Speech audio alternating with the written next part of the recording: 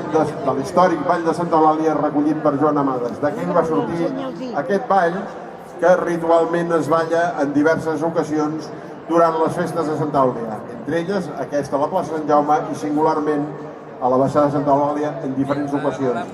És un ball que ballen el Roc i l'Eulàlia de la plaça Nova i que en la corranda final s'incorporen la resta de gegants de Ciutat Vella, que us tornem a demanar, gegants de Ciutat Vella, que us avanceu sobre la vostra posició. A l'escenari faran la música d'aquest ball de Santa Eulàlia amb els gegants de Plaça Nova, els grallers La Pessigolles. Així doncs, amb tots vosaltres, el ball de Santa Eulàlia.